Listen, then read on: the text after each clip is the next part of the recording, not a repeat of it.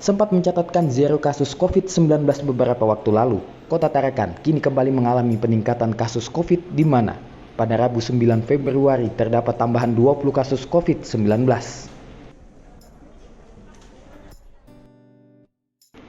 Wali Kota Tarakan Dr. Hairul mengatakan penambahan 20 kasus COVID-19 kebanyakan mengalami gejala relatif ringan. Hal tersebut terlihat dari jumlah yang harus mendapatkan perawatan di rumah sakit hanya 3 orang. Sementara sisanya hanya mengalami gejala ringan sehingga hanya melakukan isolasi mandiri. Terkait apakah sudah ditemukan varian Omicron, sejauh ini pihaknya belum bisa memastikan karena baru mengirim beberapa sampel untuk dilakukan pemeriksaan.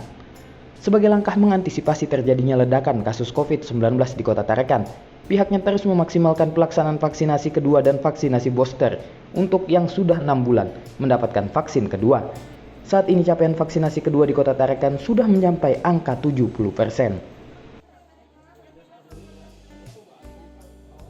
Tapi saat ini sudah ada 20 lagi kasus positif, walaupun kalau kami lihat tingkat hospitalisasinya, tingkat perawatan rumah sakitnya itu cukup rendah. Ya, artinya dari 20 kasus itu hanya 3 yang dirawat, selebihnya itu ya sekira isoman. Berarti kan gejalanya ringan ataupun tak bergejala. Banyak juga mudah-mudahan tidak terjadi ledakan kasus di Tarakan, ya. Sebagaimana di beberapa daerah di Indonesia ini dan beberapa negara sekarang sudah mulai naik lagi COVID-19. Harapan kami mudah-mudahan di Tarakan ini bisa terkendali lah. Dan tentu ya, salah satu upaya kita dengan tadi melakukan upaya vaksinasi maksimal, ya, terutama booster dan vaksinasi kedua.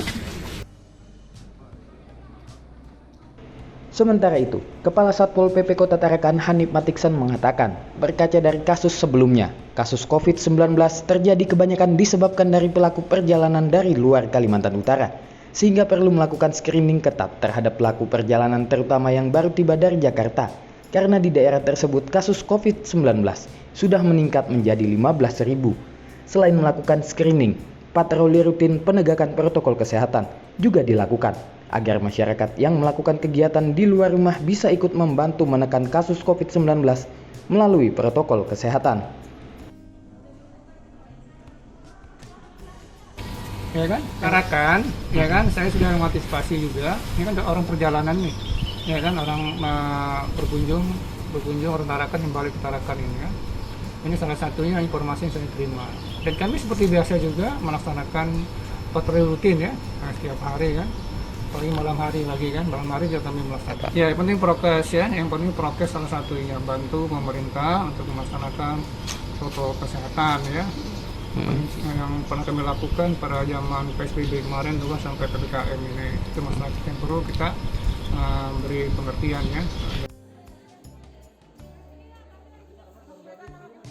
Jan Nuryansyah melaporkan.